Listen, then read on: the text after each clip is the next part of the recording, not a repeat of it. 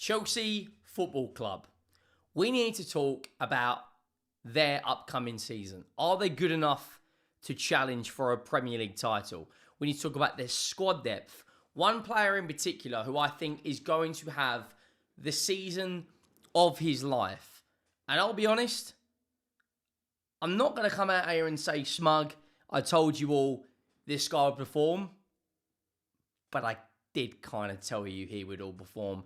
And that player's name is Joao Pedro. He is going to have an unbelievable season, mark my words. And with the talent they've got around him, with Cole Palmer, with Enzo Fernandez, with Caicedo, with Gittins, with Pedro Neto, with soon-to-be Garnacho and Xavi Simons, plus Delap, are Chelsea in a title race? Does Maresca have the tools in that squad to challenge for a Premier League title?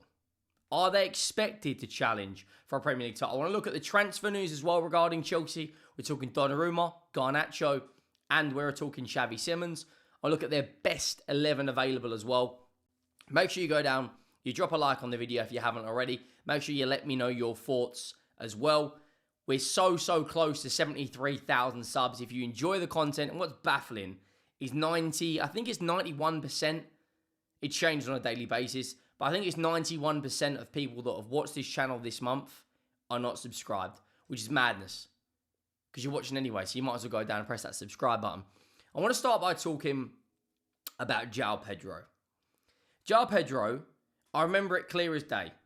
On the football terrace, me and Tom Little having a bit of a debate. He was saying to me, and I'm not digging Tom out here because I've had this all in my comments. Henry, you're overrating this guy. Henry, he's not that good. He's not worth the £60 million price tag. And I want to address that because he's already paid back his price tag essentially in the goals that he provided in the Club World Cup. He bagged 3 goals, 2 against, I think it was Fluminense, 1 against PSG in the final. So he's already proved he can deliver on the big stage. He's won Chelsea the first kind of modern day Club World Cup in this new style tournament. He's a versatile player, can play on the left, can play on the right, can play on the 9. And I just think he's massively disrespected. I want to bring up his stats and I want to actually talk about him in a bit more depth. So last year for Brighton, he played 27 games and got 16 goal contributions, right? This is his record overall throughout his career. 89 games in the Premier League, 32 GA. He's got 5 in 5 in a Chelsea shirt. Scoring against AC Milan. Scoring against Leverkusen. And the 3 goals in the Club World Cup. With the right players around this guy, looking at this, I think this is going to be... Do you know what? I'm going to change that. I think Xavi Simons will start on the left for Chelsea. But look at the available players they have got in their ranks. The squad depth, for me, and I'm probably going to get, you're talking out your backside again. I'm probably going to get that come my way now.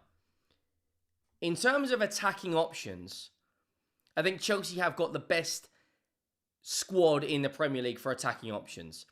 This does not include Gittins, Delap. This does not include Garnacho.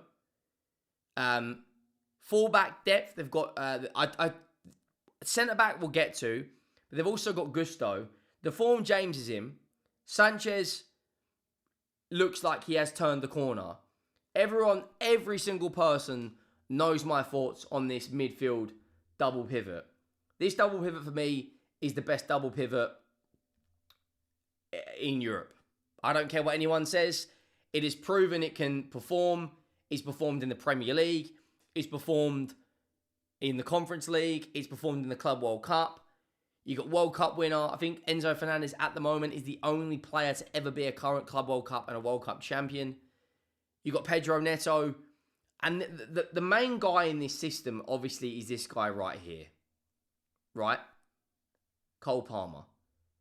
You got players like Estevão, who look a threat. So attacking options in terms of squad depth. Garnacho when he signs, Delap, Gittins, and Estevão. Those 4 options probably start for Spurs, Manchester United, Aston Villa, probably Newcastle, and the rest of the Premier League. They're at least involved or in and around their 11. Then you look at young players like Santos, young midfielders. I'm not saying this Chelsea side is in a title race. But if they were hypothetically to go out there and drop big money, I'm not still convinced about Sanchez. He needs to prove me wrong this season. But if they were to drop big money on another centre-back and a goalkeeper, I'm putting Chelsea in the race. Do Arsenal have this many attacking options? Yes, they've got Max Dowman, who's a generational talent. They've got Ethan Manieri, right? I'm talking about squad depth. Jesus, Havertz.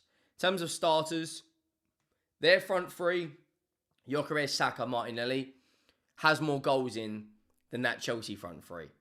But do they, in terms of attacking depth, have more goals? For me, probably not, no. Do they have a double pivot as strong as Enzo Fernandez and Caicedo? That's probably up for debate. Where Arsenal are strong is their centre-back options. And that's where Liverpool are going to be strong now. They're going to sign Guehi, the young player from Italy, and of course, Virgil van Dijk and Konate and Alisson in goal. But this Chelsea squad, 1 year under Enzo Maresca. Okay, they're 3 or 4 years under the new hierarchy. But they are building a squad. Trust me on that. Tyreek George, another attacking player who we've not even mentioned yet. They are building a squad. And Cole Palmer, Estevão, Xavi Simons, I'm looking forward to seeing how they link up. Joao Pedro, for me, minimum bags 15 Premier League goals. Probably looking at a 30 GA season coming up from him. His movement in and around the box, he's provided all different finishes since being in a Chelsea shirt. Side netting, headers, outside the box, first time finishes, lob the goalkeeper, a little dink. I think he's going to excel because the amount of creativity they've got in this system. Neto, Estevão, Garnacho and Xavi Simons when they sign, plus Xavi, you could even, if you really wanted to, because we've seen how versatile this front line can be, you could probably put Xavi Simons in the 10 if you want, Neto back on the left and Cole Palmer on the right, and Cole Palmer plays where he did in that Club World Cup side. Like, the amount of different variations they've got available in their squad is ridiculous. They are light in centre-back, though. They've just lost Levi Colwill. Disasi's not that great. They've, of course, got Tosin Adarabioyo and Hato who can play there. Hato can also fit in at left-back. And they've, of course, got Badashile. But I think this Chelsea side, and when you look at their fixtures as well, this is another thing that Chelsea could get off to a really, really good start very, very quickly, guys. Like, the Premier League season is only a few days away. Chelsea's opening 5 games look tasty in terms of the amount of points they can pick up. Right? Palace, Guehi and Eze probably both won't be in the squad. Chelsea win. West Ham, they've got a very good record there. Chelsea win. Chelsea beat Fulham, Brentford, Man United. I am very, very looking forward to. Because that Man United game, they might have Believer by them. They'll have Benjamin Sesko fit and firing. They'll have Brian Mbeumo and Cunha. And then after that, Brighton and Liverpool. But I'll be honest, Brighton, Brentford, Fulham, West Ham and Crystal Palace, Chelsea should be picking up maximum points out of those games. And you look at the run they've just had in their last 3 in terms of the Club World Cup final and pre-season. They scored 9 goals and conceded 1. So, yeah, it's only pre-season. They beat AC Milan 4-1. Doesn't matter. That AC Milan team beat Liverpool. You had a couple of gems in this side. And Romano come out earlier today, and this is a gem that it doesn't look like they're going to sign. Man City have made contact with PSG to ask Donnarumma's deal conditions. Chelsea are not in the race. Gigio will soon clarify his position. And that's coming out from Fabrice Hawkins. He was, of course, a big target. I think personally that Chelsea will stick with Sanchez. I think he will be their goalkeeper going into next season.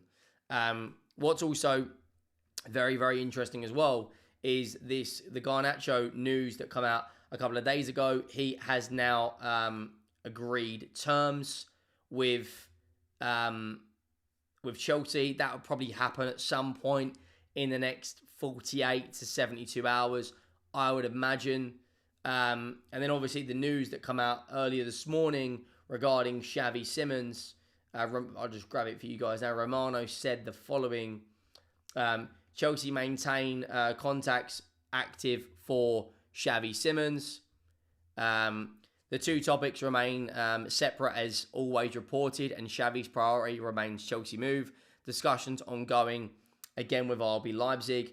I would imagine that Christopher Nkunku could be involved in going the other way, part of this deal. We know that RB Leipzig are big admirers of Tyreek George as well. So there's probably a huge amount of business that will happen between Chelsea and RB Leipzig. Florian Plettenberg, who's a very credible source, come out and said, understand that a deal for Christopher Nkunku and FC Bayern until deadline day is possible, as revealed on our show yesterday. Much now depends on whether Bayern re-enter the race for Nick Woltemade. Nkunku is keen on joining Bayern, but as many suitors, they've already made a verbal agreement with Bayern in January, something Abel loves. He can play 9 and 10 and on the wing. RB Leipzig open for a loan. Chelsea and Nkunku want a permanent deal. I think Leipzig want a loan deal because his wages is a little bit higher than when he left RB Leipzig in the first place. There's a lot of news happening with Chelsea. You know, I imagine that in the next probably 24 to 72 hours, you'd probably have a here we go for Xavi Simons and a here we go for Alejandro Garnacho. And then before you know it, the start of the Premier League season is here. But let me know your thoughts. Make sure you drop a like, and I'll see you next time. I'm out.